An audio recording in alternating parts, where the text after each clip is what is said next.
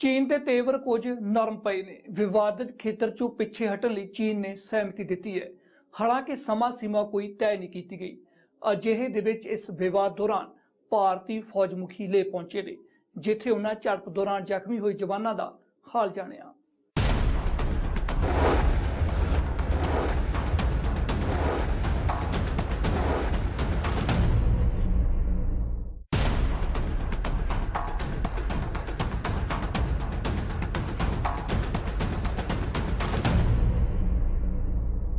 भारत चीन विच सरहदी विवाद की मोड़ लवेगा, इस ते सब दी नज़र है। फौजी कमांडर दरम्यान बीते दिन हुई बैठक दौरान चीन ने पूर्वी लद्दाख च विवादित खेतर तो हटण की सहमति दी है, पर हटेगा कदों यह स्पष्ट नहीं है। हालांकि भारत समा सीमा मंग रही है, जिस ते चीन ने चुप्पी धारी है। अजिहे च दोवां देशां च सरहद ते शांति पर तनाव बरकरार है। है कि दोनों सेनाओं के बीच में अब वार्तालाप हुई और वार्तालाप का नतीजा है कि दोनों अपने पीछे हटेंगे अपनी ओरिजिनल जगह के ऊपर, जहां से विवाद की बात शुरू होती है। अगर ये बात सही ढंग से ज़मीन पे की जाती है तो मेरे ख्याल से अब शांतिपूर्ण वातावरण का संदेशा मिल रहा है। पर जो भी है, दोनों साइड, जो हमारी भारत की साइड को पूरी चौकन्ना होकर रहना पड़ेगा, क्योंकि इस समय आपको ब्लाइंडली चीन का विश्वास नहीं किया जा सकता, और जब तक कार्रवाई जमीन पर ना दिखाई दे तब तक हमें विश्वास नहीं करना चाहिए और अपनी तैयारी पूरी रखनी चाहिए। इन्हां हालातां विच भारतीय फौज मुखी जनरल MM नरवणे ले पहुंचे, जिथे उन्हां हालातां दी जानकारी लई। इस दौरान वो आर्मी हस्पताल भी गए ਅਤੇ ਝੜਪ दौरान ਜ਼ਖਮੀ जवानों का हाल जानिया। इस तो पहला हवाई फौज मुखी भी लेह का दौरा कर चुके ने। लद्दाख दे विच भारतीय फाइटर जैट ਅਤੇ हैलीकॉप्टर उड़ रहे ने, जो हालातां ते नज़र रख रहे ने। चीन नाल लगदी पूरी सीमा ते भारत ने चौकसी वधा दी है। इसीलिए भारतीय आर्मी चीफ जनरल नरवणे ने अब लद्दाख गए हैं और पूरी चीज़ का ब्यौरा लेंगे, अपनी जो उनकी ऑब्जर्वेशन हैं उसके हिसाब से वो टिप्पणी करके उसको ठीक करेंगे, या जो एडिशन या मॉडिफिकेशन करनी है वो जो एज अ कमांडर का जो काम होता है वो अपना जो है, भारतीय सेना के पूरे वो सेना नायक हैं, तो वो अपने हिसाब से और अपनी तसल्ली से सारा पूरा काम देखेंगे। इन्हां स्थितियों में भारतीय रक्षा मंत्री राजनाथ सिंह रूस दौरे ते ने, जिन्हां दे दौरे नूं इस समय अहम मन्निया जा रही है। हालांकि रूस के विदेश मंत्री ने कहा कि उन्हां नूं नहीं लगता कि भारत चीन नूं विवाद हल कर ले किसी तीजे देश की मदद की लोड़ है। रूस उम्मीद करता है कि दोवें देश विवाद नूं शांति नाल हल करनगे। इधर भारतीय विदेश मंत्री S जयशंकर ने रूस, भारत और चीन के विदेश मंत्रियों की बैठक विच बिना चीन का नाम लेके है कि नियम आधारित आदेशों को चुनौती दी जा रही है। उन्होंने साफ कहा कि वड्डे देशों को नियमों का पालन करना चाहिए। This special meeting reiterates our belief in the time-tested principles of international relations.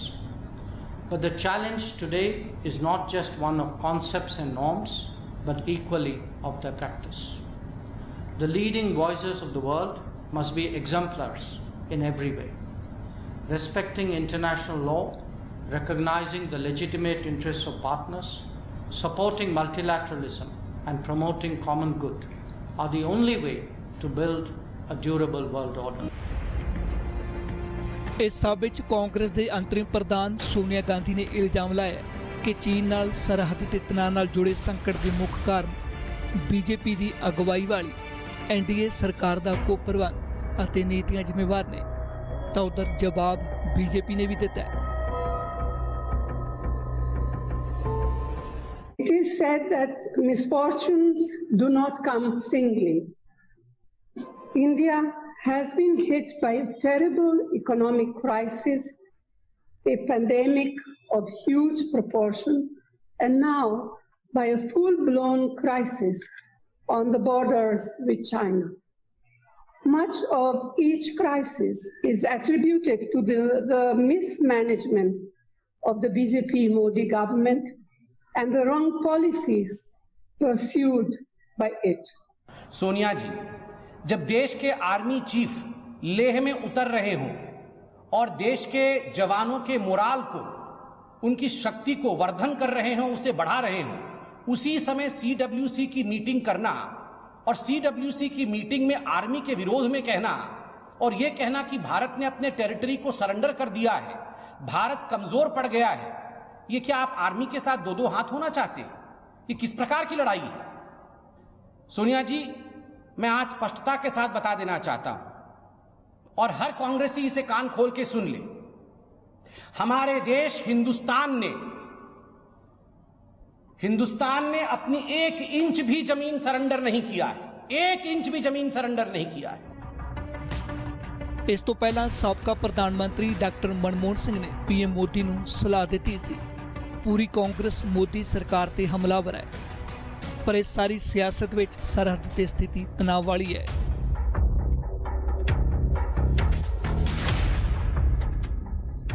दरअसल पेंगोंग लेक नाल कुल 8 पहाड़ियां ने जो हथ दियां उंगलियां दे आकार दियां ने, इसलिए इन्हां नूं फिंगर एरिया कहा जाता है। 1 ਤੋਂ ਲੈ ਕੇ 4 नंबर तक दी फिंगर ते भारत दा अधिकार है। भारत दा क्लेम 8 नंबर पहाड़ी तक है। इस तरह ही चीन 2 नंबर तक दावा करता है। अजिहे दाव्यां नाल ये पूरा फिंगर एरिया विवादित खेतर है। हुण ये विवाद की मोड़ लैंदा है, ये तां समां दसेगा, पर हालात तनावपूर्ण ने। ਭਾਰਤ ਚੀਨ ਨਾਲ ਲੱਗਦੀ ਸਰਹੱਦ ਤੇ ਚੌਕਸੀ ਵਧਾ ਰਿਹਾ ਹੈ ਤਾਂ ਜੋ ਚੀਨ ਦੀ ਕਿਸੇ ਵੀ ਕਾਇਰਾਨਾ ਹਰਕਤ ਦਾ ਜਵਾਬ ਦਿੱਤਾ ਜਾ ਸਕੇ।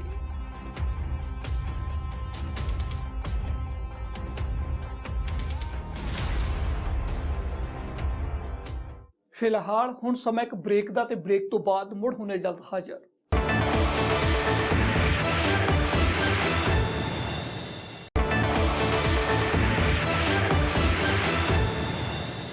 ਭਾਰਤ ਚੀਨ ਵਿੱਚ ਕੀ ਹੈ ਸਰਹੱਦੀ ਵਿਵਾਦ? ਇਸ ਵਿਵਾਦ ਤੇ ਦੋਵਾਂ ਦੇਸ਼ਾਂ ਦੇ ਕੀ ਨੇ ਤਰਕ? ਉਹ ਗਲਵਨ ਘਾਟੀ ਜਿੱਥੇ 20 ਭਾਰਤੀ ਜਵਾਨ ਸ਼ਹੀਦ ਹੋ ਗਏ।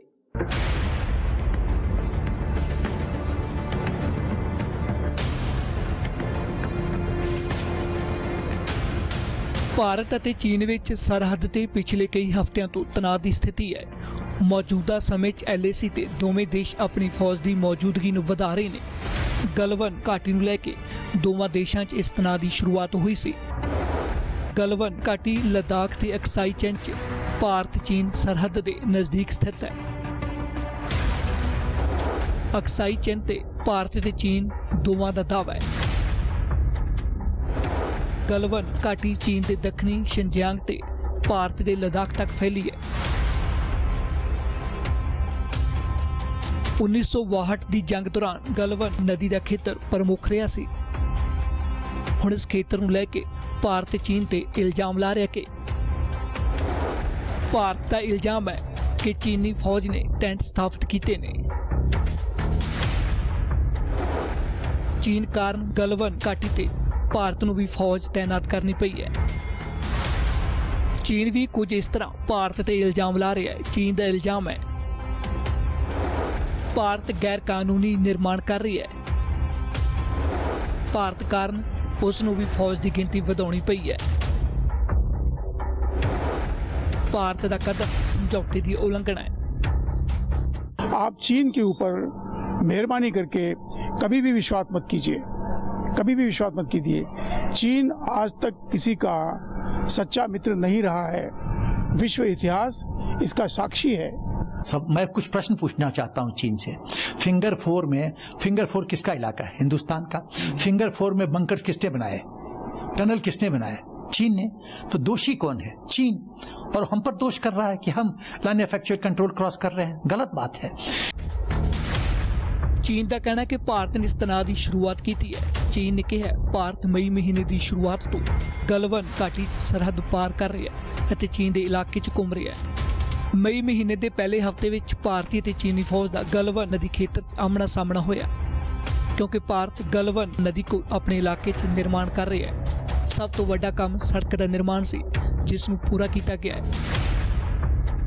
ਇੱਥੇ ਪਹਿਲਾਂ 에ਅਰ ਸਫ਼ਰ ਤੇ ਨਿਰਭਰ ਰਹਿਣਾ ਪੈਂਦਾ ਸੀ, ਹੁਣ ਜ਼ਮੀਨੀ ਟਰਾਂਸਪੋਰਟ ਦੇ ਮਾਧਿਅਮ ਨੇ ਕੰਮ ਹੋਰ ਆਸਾਨ ਕਰ ਦਿੱਤਾ ਹੈ। पर चीन ਨੂੰ ਇਤਰਾਜ਼ है। हालांकि भारत ने पहला ही साफ कर दिता सी कि गलवान नदी खेतर सने पूरे लद्दाख खेतर विच बुनियादी ढांचे का काम जारी रहेगा, पर इस दे उल्ट चीन उपरी इलाके च फौज और साजो समान इकट्ठा कर रही है। हम अपने इलाके में रोड कंस्ट्रक्ट कर रहे थे और अपने इलाके में हम कंस्ट्रक्शन करने के लिए हमें पूरी आजादी है। और ये पूरा हमारा जो इलाका है ये लद्दाख के वहां पर है, फिंगर 1, फिंगर 2, फिंगर 4, फिंगर 5, ये जो पूरा इलाका है ये हमारा इलाका है।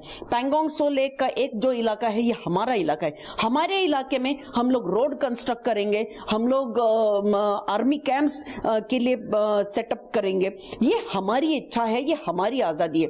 लेकिन ये जब हो रहा था तब चाइना की तरफ के जो ट्रूप्स हैं वो आए थे और उन्होंने ऑब्जेक्शन रेज किया कि ये जो आप कर रहे हैं वो ठीक नहीं है, और तब से लेकर ये आज तक स्टैंड ऑफ हुआ है। भारत चीन के नाल 3488 किलोमीटर लंबी सीमा साझा करता है। ये सीमा जम्मू कश्मीर, हिमाचल प्रदेश, उत्तराखंड और अरुणाचल प्रदेश तो होके गुजरती है। ये 3 सैक्टरां च वंडी हुई है। पश्चिमी सैक्टर यानी कि जम्मू कश्मीर, मिडल सैक्टर यानी कि हिमाचल प्रदेश और उत्तराखंड, अखीर च पूर्वी सैक्टर यानी कि सिक्किम और अरुणाचल प्रदेश। हालांकि दोवां देशों च हुण तक पूरी तरह नाल सरहद स्पष्ट नहीं है, क्योंकि कई इलाकों नूं लैके दोवां देशों दे विच सीमा विवाद है। हालांकि LAC टर्म का इस्तेमाल होंदा है, पर दोवें देश एक मत नहीं ने।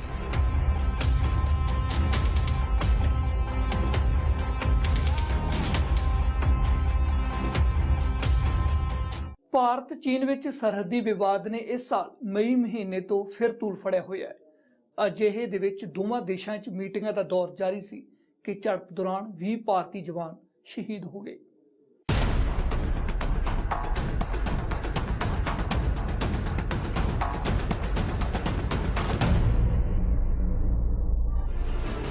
ਭਾਰਤ ਚੀਨ ਦੇ ਵਿੱਚ ਚੱਲ ਰਿਹਾ ਸਰਹੱਦੀ ਵਿਵਾਦ ਕਈ ਦੌਰ ਦੀ ਗੱਲਬਾਤ ਬਾਅਦ ਵੀ ਨਹੀਂ ਸੁਲਝ ਪਾਇਆ। ਹੁਣ ਮਾਮਲਾ ਹਿੰਸਕ ਝੜਪ ਤੱਕ ਪਹੁੰਚ ਗਿਆ। लद्दाख की गलवान घाटी च दोवां तरफ के फौजियों च हिंसक झड़प हुई है। यह घटना उस समय हुई जदों दोवां देशों के विच शांति की कोशिश की जा रही है। चीन तो लद्दाख विच यह विवाद मई महीने शुरू होया सी जदों भारत के सड़क निर्माण का चीनी फौजियों ने विरोध किया। इस तो बाद ही LAC ते दोवां फौजां दे विच तनाव बरकरार है।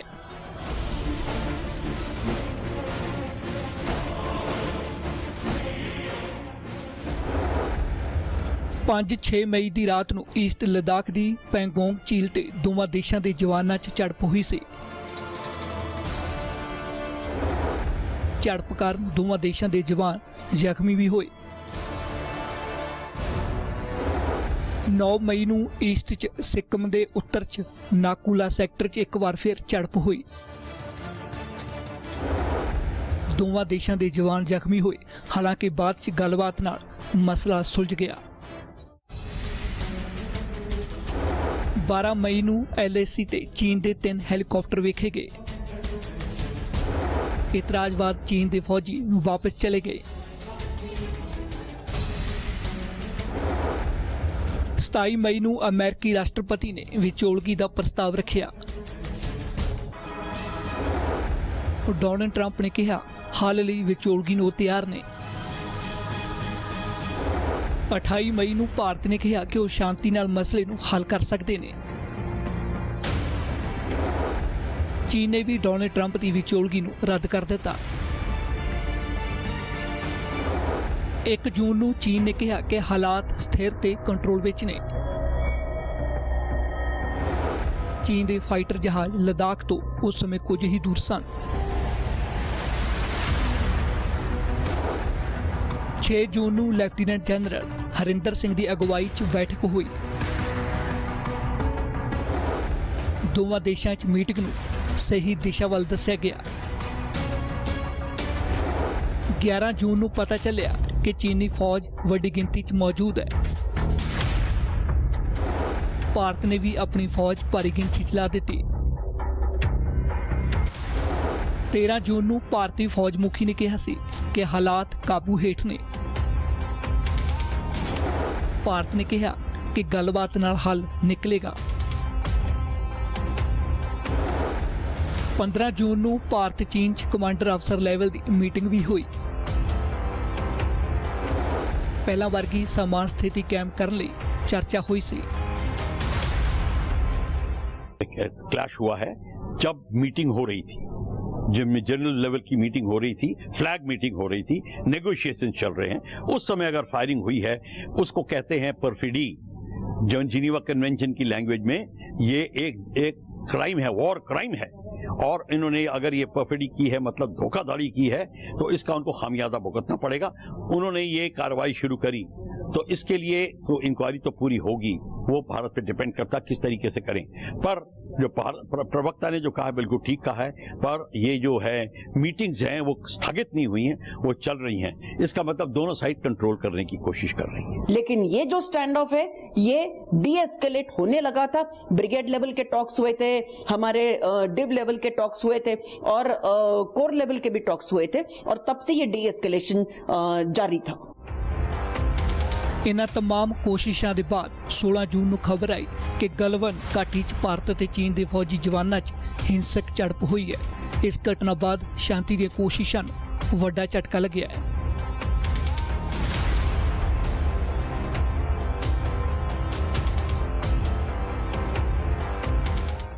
हुण रुकदे एक होर छोटे जिहे ब्रेक लई।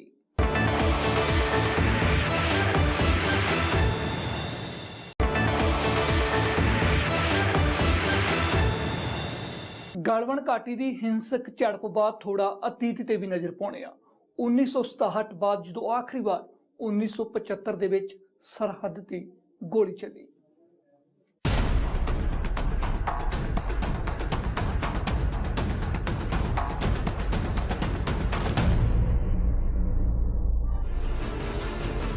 भारत अते चीन समय समय ते आमो सामने रहे ने। LAC ते आखिरी बार 1975 च गोली चली सी, पर 1967 बाद 15-16 जून 2020 की रात नूं सब तो वड्डा टकराव होया। भारत अते चीन विच 1962 च होए युद्ध दे बाद 1967 अते 1975 च दो बार अजिहे मौके आए जदों LAC ते गोलीबारी हुई सी अते जवानां दी जान गई। उस तो बाद कई बार सैनिकों च मामूली झड़पां होईयां ने, पर कदे भी गलवान घाटी वर्गी घटना नहीं हुई सी, क्योंकि 1975 की घटना आखिरी सी। LAC ते 20 अक्तूबर 1975 नूं घटना वापरी सी। एक भारतीय टुकड़ी तुलंगला ते गश्त कर रही सी। चीनी फौजियों ने भारतीय जवानों ते गोलीबारी कर दी। इस गोलीबारी च भारत के 4 जवान शहीद हो गए सन। चीनी सैनिक LAC पार करके भारतीय खेतर च दाखिल हुए सन। हालांकि चीन ने कदे भी इसनूं स्वीकार नहीं किया। इस घटना बाद फिर कदे गोलीबारी नहीं हुई सी अते ना ही किसी जवान की मौत हुई सी। पर 1975 तो पहला 1967 विच भी भारी नुकसान होया सी। सिक्किम च 5 दिन तक कई बार टकराव होया। दोवां फौजां च टकराव नाथूला च होया सी। 11 सितंबर तो 15 सितंबर तक कई बार गोलीबारी हुई। भारत के करीब 80 जवान शहीद हो गए सन।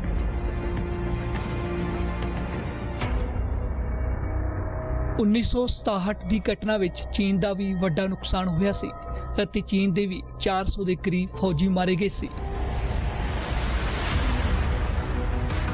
1975 च चाहे आखिरी बार गोली चली होवे, पर वड्डी गिनती च सैनिकों की मौत आखिरी बार 1962 के युद्ध बाद 5 साल मगरों 1967 च हुई सी। हुण अखीर इन्ने सालों बाद गलवान घाटी च वड्डा नुकसान होया।